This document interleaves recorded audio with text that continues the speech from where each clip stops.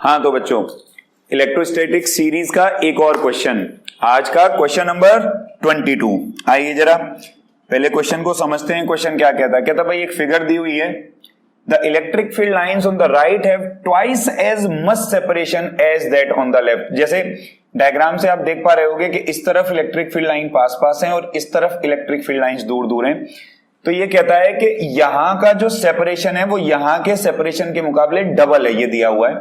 कहता है if the electric field at point P is 60, इस पॉइंट पे देखें, यहां पे इस पॉइंट पे इलेक्ट्रिक फील्ड दे रखा है 60 न्यूटन पर कूलम। तो कह रहा है what force acts on an electron at P। कह रहा है यहां पे अगर एक इलेक्ट्रॉन मैं रख दूं तो उस पर कितनी फोर्स लगेगी, सबसे पहली बात। दूसरी बात पूछ रहा है इलेक्ट्रिक फील्ड कितनी होगी Q के ऊपर। चलो आओ एक एक करके सवाल को करते हैं। पहले इसके फर्स्ट पार्ट का उत्तर देखते हैं।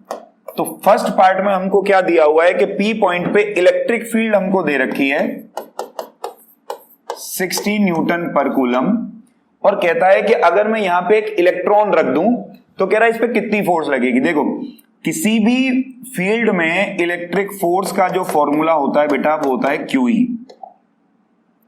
इलेक्ट्रिक फोर्स का फॉर्मूला जो होता है वो फॉर्मूला होता है QE, है ना जी। अब चार्ज जो तुमने रखा वो इलेक्ट्रॉन रखा, इलेक्ट्रॉन पे जो चार्ज है वो है 1.6 इंटू 10 की पावर -19 कूलम। तो इसका मतलब फोर्स जो लगनी चाहिए, इलेक्ट्रॉन का चार्ज रख दो 1.6 इंटू 10 की पावर -19 और इलेक्ट्रिक फील्ड की वैल्यू रख दो, तो फोर्स हो जाएगी 0, 16 6 96 और इनटू में 10 की पावर में -19, यानी कि फोर्स लग जाएगी 96 इंटू 10 की पावर -19 न्यूटन। भैया इतने न्यूटन की तो फोर्स लगेगी इलेक्ट्रॉन के ऊपर। ये तो हो गया ए पार्ट का आंसर। अब आ जाओ जरा बी पार्ट के आंसर पे। वो कहता है क्यू पर इलेक्ट्रिक फील्ड कितना होगा। तो याद करो हम लोगों ने इलेक्ट्रिक फील्ड लाइंस की एक प्रॉपर्टी पढ़ी थी कि crowding of electric field lines represent stronger electric field and vice versa. मतलब इलेक्ट्रिक फील्ड लाइन का पास पास और दूर दूर हो जाना डायरेक्टली प्रोपोर्शनल है इस बात के कि वहां पे फील्ड कितना है।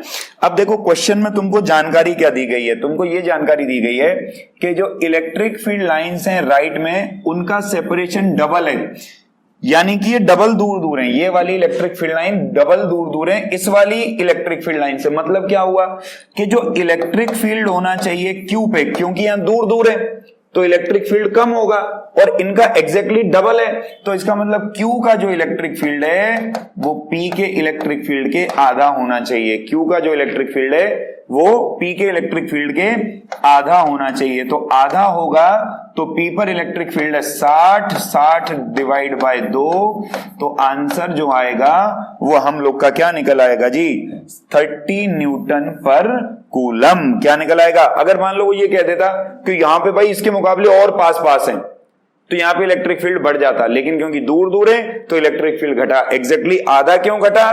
क्योंकि उसने दिया हुआ है कि सेपरेशन डबल है। क्योंकि उसने क्या दिया हुआ है? सेपरेशन डबल है।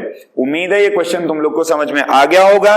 आज के लिए इतना ही, कल फिर एक और नए सवाल के साथ मिलेंगे। Thank you.